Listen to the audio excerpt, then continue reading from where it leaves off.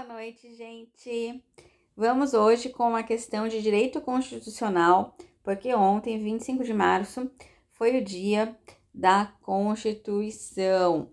Então, em homenagem aí ao dia da Constituição, vamos resolver uma questão de direito constitucional e ainda sobre essa temática de teoria da Constituição, ou seja, tipos de Constituição, poder constituinte. Bom, vamos lá. Vamos resolvendo aqui a questão e à medida que a gente vai tratando aqui desses temas que ela aborda, a gente vai introduzindo mais conteúdos teóricos, ok? Então, vamos lá.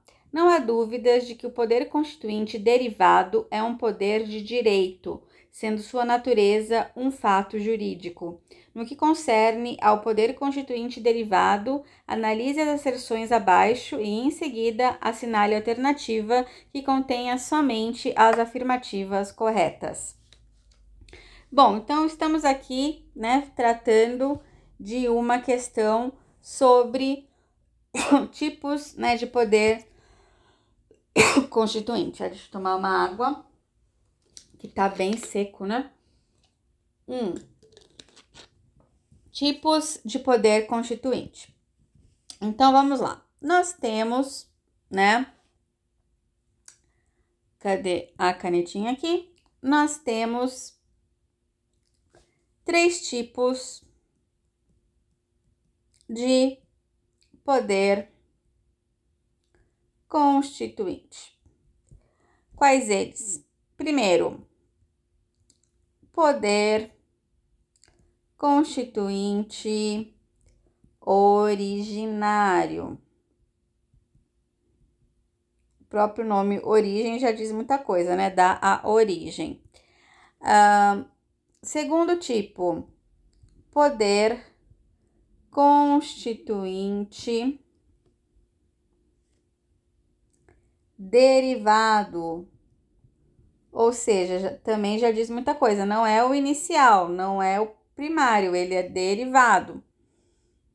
E por fim, poder constituinte decorrente. O nome também já diz muita coisa, ele decorre de algo, né? Então, vamos tratar aqui de cada um deles para aí a gente resolver a questão, ok? Então, vamos lá. O primeiro, o poder constituinte originário, o próprio nome diz, ele dá origem à Constituição, Então, ele tem aí características marcantes que muitas questões também pedem quais são essas características do poder constituinte originário, O que lhe define, Quais são as características do poder constituinte originário? Bom, primeiro, ele é considerado um poder inicial. O que seria esse poder inicial? Que antes dele não tem nada. Não tem nada antes. Ele que introduz a ordem constitucional. Ele é inicial, ele inicia, Ele começa a ordem constitucional, certo? Cai bastante isso, inicial, tá? Outra característica, ele é incondicionado e ilimitado, que tem aí sentido parecido, Acho que eu vou pôr mais para cima, porque tá um pouco confuso, Aqui em cima do cinza. Então, ele é inicial, que inicia, certo? Que dá o começo, que introduz a ordem jurídica, Ele é incondicional, ele é ilimitado. Tem ideias parecidas. O incondicional é que ele não está sob condição de nada, ele não tem nenhuma condição que está limitando, né, o seu poder de criação de normas constitucionais. Não existe, ele não tem que cumprir nenhuma regra, ele não tem que se submeter a nenhum tipo de condição. O poder constituinte originário, ele cria o que ele quiser. Basicamente isso. E o ilimitado é no sentido de que ele não tem limites. Mas o que são esses limites? Seriam circunstâncias,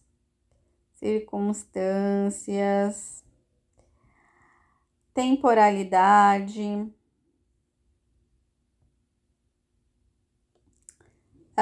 conteúdo, matéria, né? Sobre o que ele pode tratar, matéria.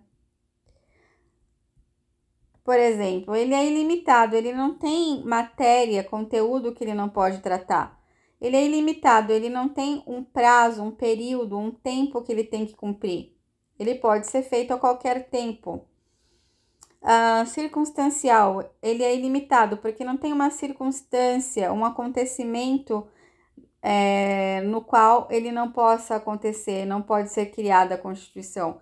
Não existe uma circunstância que, caso aconteça essa circunstância, não pode, o poder constituinte originário não pode criar determinadas regras. Ele é ilimitado.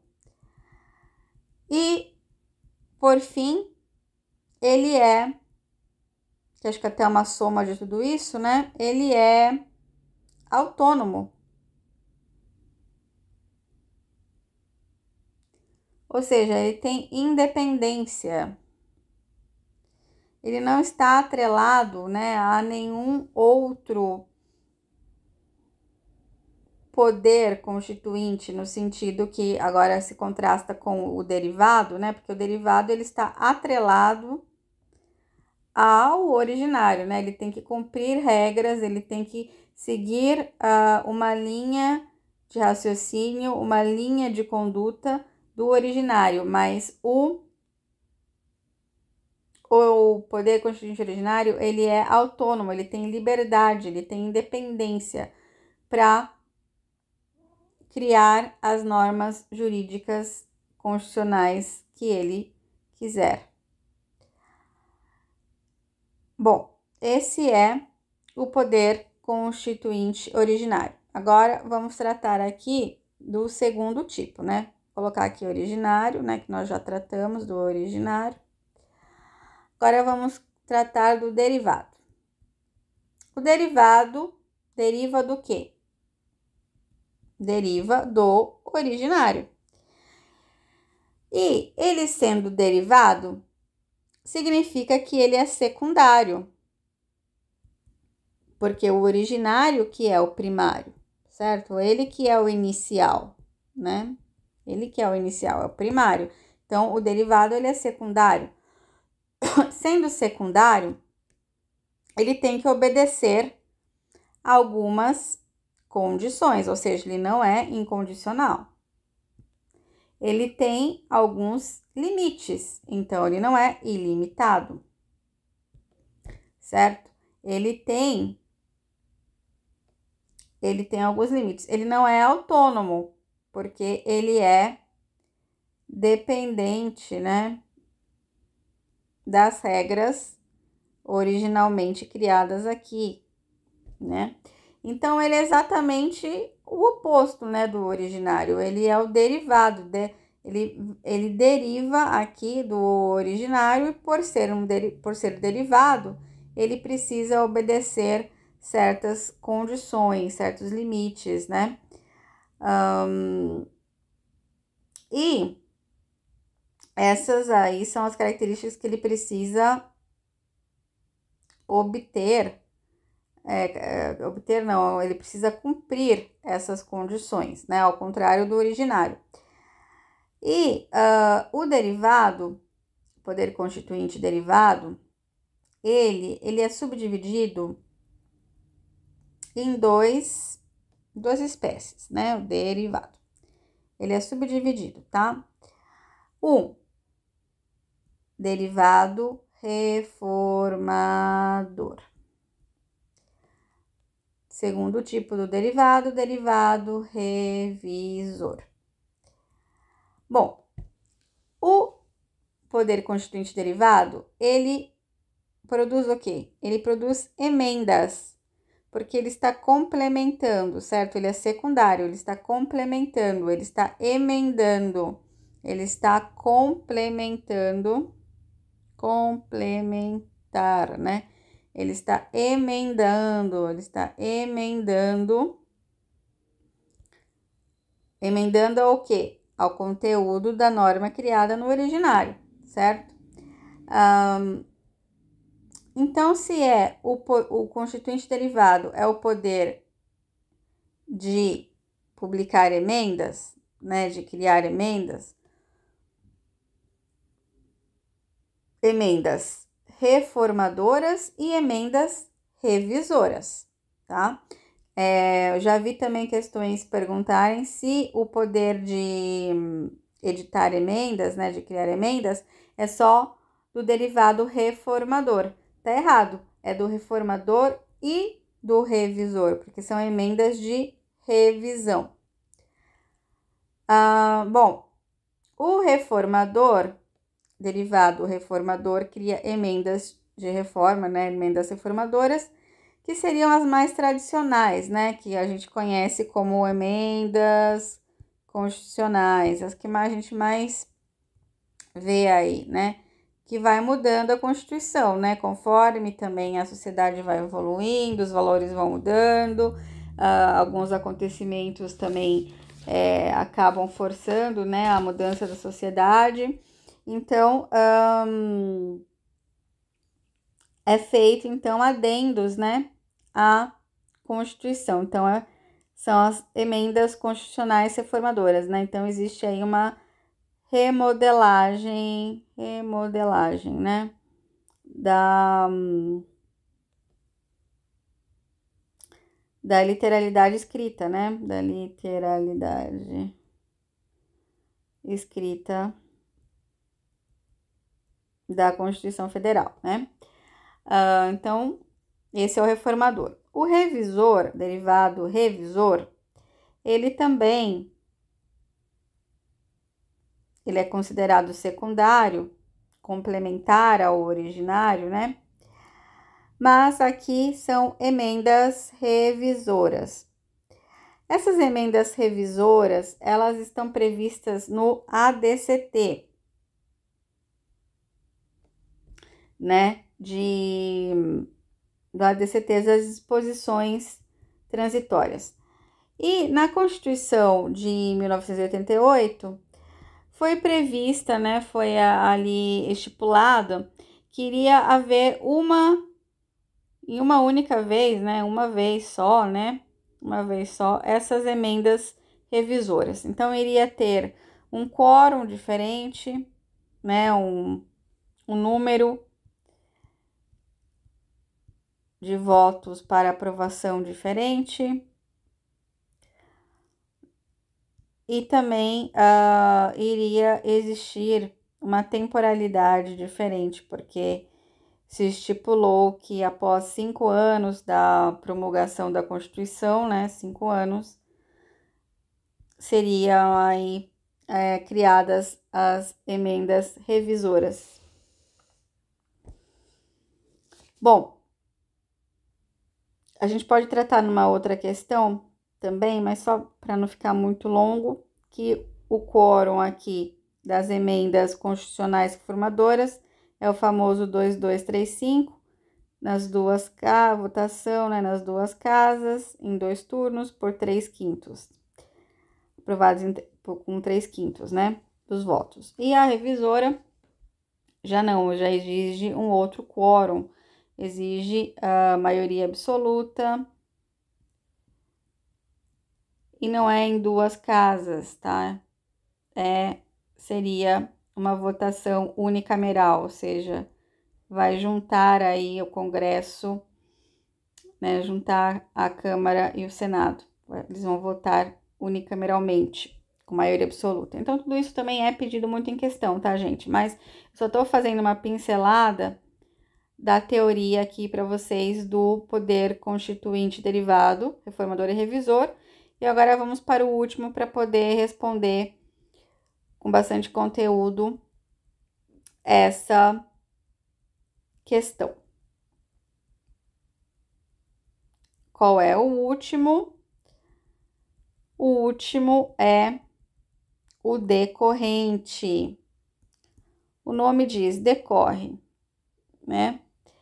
Decorrente é o poder que a Constituição, que é o Constituinte originário, né?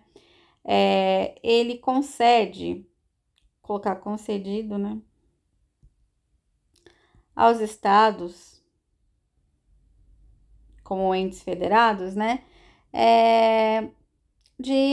Concedido aos estados, poder concedido aos estados de criarem, né? Promulgarem a sua Constituição, no caso estadual, né? Então, ele é como se fosse um mini poder constituinte, né? Porque ele é o poder constituinte das constituições estaduais. Lembrando que as constituições estaduais precisam obedecer, precisam seguir, né? Precisam acompanhar a lógica, né? O pensamento geral, obviamente, da Constituição Federal, né? Elas precisam estar em acordo, né? De acordo aí com as normas, né? Com o que foi estipulado de uma forma geral, então precisa estar em linha, né? Não pode contrariar, não pode ser contrário, né? Não pode se opor àquela linha, àquela lógica de pensamento criada pelo poder constituinte originário da Constituição Federal, que é o norte geral para as constituições estaduais. Bom, pincelado isso, vamos responder. Então, vamos lá. 1. É a competência reformadora da Constituição Federal. É o quê? O poder constituinte derivado. Está retomando aqui, eles estão perguntando o poder constituinte derivado. O que é o poder constituinte derivado? É o poder reformador e o poder revisor, que seria o das emendas, de complementar, de adendos, de emendar o que já foi criado lá pelo originário. É a competência reformadora? Sim. É um poder originário que reformula a Carta Magna? Ou é uma coisa ou é outra. Não tem como ser originário e reformular. Se você é originário, você não reformula. Se você reformula, você não é originário. Então, isso aqui tá errado. E 3, atualiza e completa. Ó, atualiza, completa, complementa, emenda, né? A manifestação constituinte originária. Corretíssimo.